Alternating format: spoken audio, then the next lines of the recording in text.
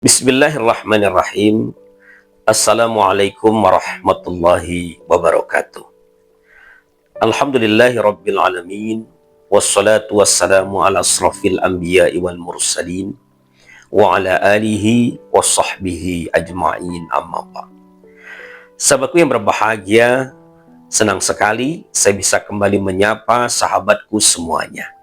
Saya berdoa semoga Anda dalam keadaan sehat walafiat, bahagia bersama dengan keluarga Anda, dan senantiasa bisa menggunakan usia yang Allah berikan untuk senantiasa berbenah memperbaiki diri. Sahabatku yang berbahagia, setiap kita menginginkan kehidupan yang membahagiakan.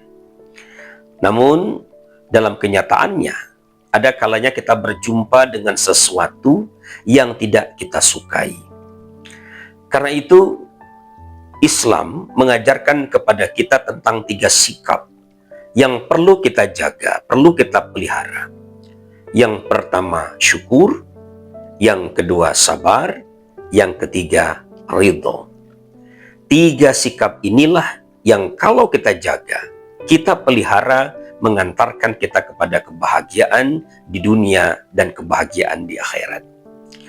Nah, bicara tentang ridho, secara sederhana, ridho itu artinya kita mampu menerima, kita berdamai, kita tidak berkeluh kesah terhadap berbagai hal yang terjadi di dalam kehidupan kita.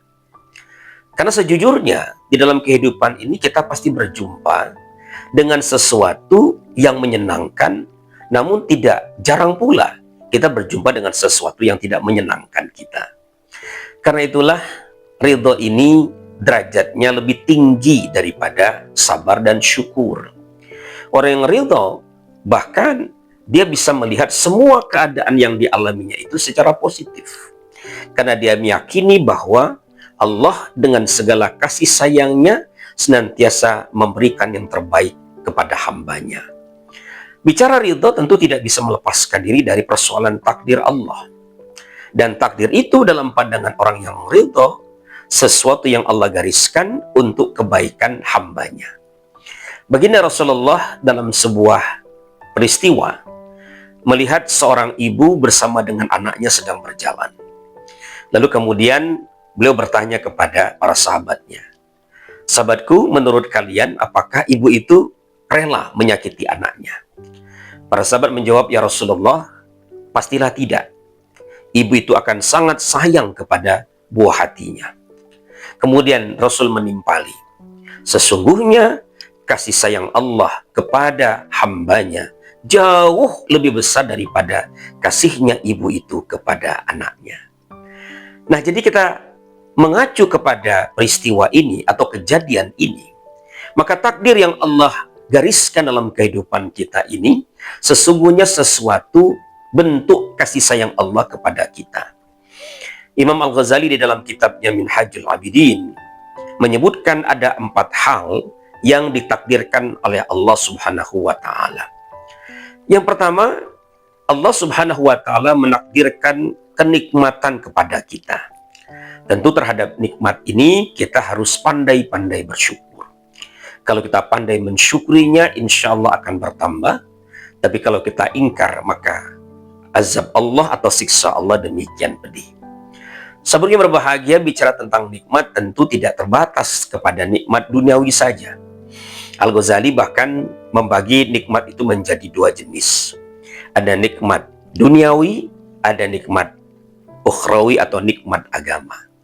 Nikmat duniawi misalnya kita bisa menikmati berbagai kesenangan-kesenangan yang terkait dengan makan, minum, berpakaian, memiliki pasangan hidup, di mana kita bisa terjaga dengan adanya pasangan hidup kita tersebut. Lalu jangan lupa kita juga mendapatkan perlindungan dari Allah Subhanahu wa Ta'ala. Bukankah kita mengetahui di dalam tubuh kita ini ada sejumlah bakteri yang bisa saja mengancam jiwa kita. Namun Allah dengan segala kasih-Nya menjaga, melindungi kita, bahkan menempatkan bakteri tersebut untuk menjaga keseimbangan di dalam tubuh kita. Lalu Tidak hanya nikmat duniawi, Allah juga memberikan kepada kita nikmat ukhrawi. Nikmat ini contohnya bisa berupa petunjuk dari Allah Subhanahu wa Ta'ala, di mana kita bisa membedakan antara yang benar dan yang salah, yang baik dan yang buruk, yang kufur atau perbuatan yang syukur. Itu semua bagian dari petunjuk dari Allah Subhanahu wa Ta'ala. Bahkan kata Imam Al-Ghazali, Allah Subhanahu wa Ta'ala menjaga kita dari berbagai perbuatan-perbuatan yang bisa membuat kita terjauh dari Allah Subhanahu wa Ta'ala. Kita terhindar dari kekufuran, terjaga dari kesyirikan, perbuatan bid'ah, dan lain sebagainya. Nah, ini semua adalah nikmat dari Allah yang digariskan oleh Allah Subhanahu wa Ta'ala. Lalu tidak hanya nikmat, yang kedua, oleh Allah Subhanahu wa Ta'ala kita juga diberikan yang namanya kesukaran. Tentu setiap orang pasti mendapatkan berbagai bentuk kesukaran hidup.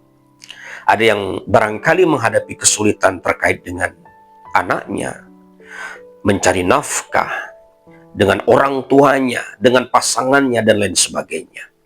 Sehingga kalau saya bertanya kepada setiap orang, niscaya tiap orang itu kan mengatakan bahwa saya memiliki masalah masing-masing. Nah, ketika kita bicara tentang masalah atau kesulitan hidup, maka tentu saja sikap yang harus kita pelihara, kita jaga adalah bagaimana kita bisa bersabar dengan berbagai kesukaran yang kita jumpai itu.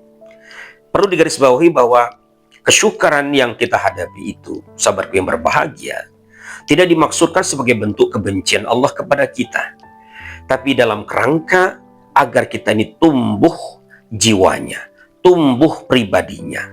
Bukankah tidak ada orang yang akan naik derajatnya lebih tinggi tanpa menghadapi yang namanya ujian hidup?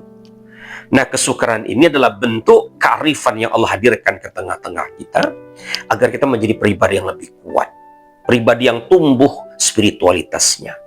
Kita tengok, bukankah di dalam sejarah kehidupan manusia, orang-orang hebat itu adalah orang-orang yang ditempa dengan berbagai kesulitan dalam kehidupannya.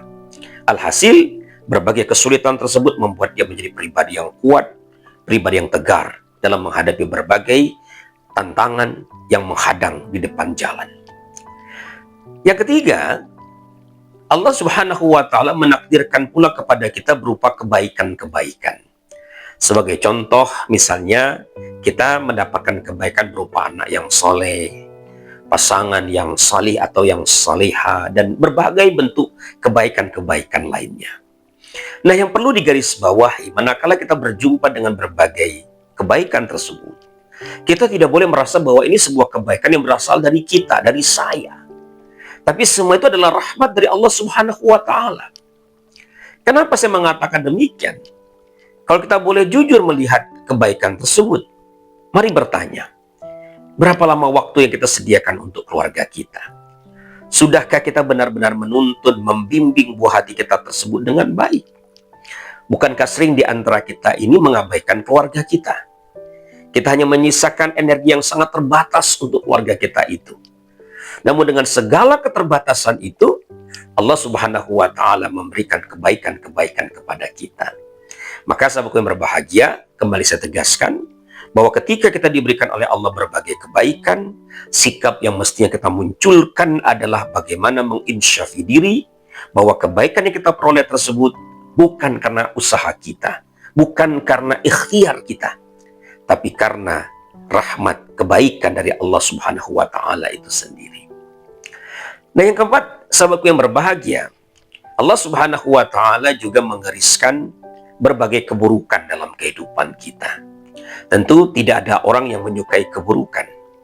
Namun seringkali keburukan tersebut dihadirkan Allah Subhanahu wa Ta'ala untuk menyadarkan kita. Sebagai contoh misalnya, mungkin sahabatku yang berbahagia pernah bangun kesiangan karena malam harinya asik begadang, nonton bola misalnya, dan lain sebagainya. Sehingga esok pagi kita melewatkan sholat subuh. Dan akhirnya kita sholat kesiangan. Nah, kejadian semacam ini tentu dialami oleh banyak orang. Nah, ketika kita mengalami keadaan semacam itu, tentu saja kita tidak boleh mengulangi kesalahan yang sama. Kata Imam Al-Ghazali, kita harus ridho terhadap Allah, ridho terhadap takdir Allah, namun untuk keburukan itu sendiri kita harus bertaubat.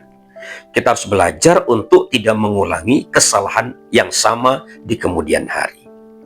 Namun lebih jauh kalau kita tengok seperti apa keburukan tersebut hadir di dalam kehidupan kita, ada kalanya itu menjadi sesuatu yang bernilai positif. Sebagai contoh misalnya ketika kita banyak berbuat baik, merasa sudah banyak amal kita, merasa sudah tinggi ilmu kita seringkali menganggap diri kita mulia. Maka merasuklah sikap ujub, terpesona, terkagum-kagum dengan berbagai kebaikan kita, terkagum-kagum dengan ilmu-ilmu kita. Maka seringkali dalam keadaan semacam itu, kita menganggap diri kita paling mulia, kita merendahkan orang lain, bahkan menganggap mereka tidak layak, tidak patut masuk surga. Nah, sikap ujub yang seperti ini, sahabat yang berbahagia, oleh Allah Subhanahu wa Ta'ala barangkali ditegur dalam bentuk keburukan yang kita alami itu.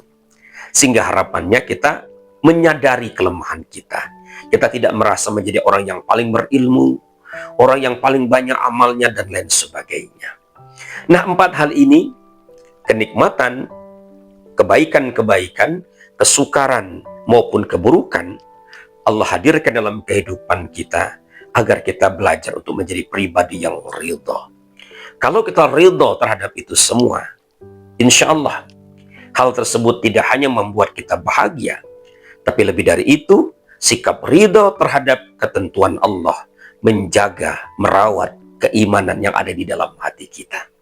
Dan demikian sahabat yang berbahagia, semoga uraian ini membuat kita bisa berdamai, bahkan senang, ridha terhadap ketentuan yang Allah hadirkan dalam kehidupan kita. Semoga bermanfaat. Terima kasih atas perhatian semuanya. Wassalamualaikum warahmatullahi wabarakatuh.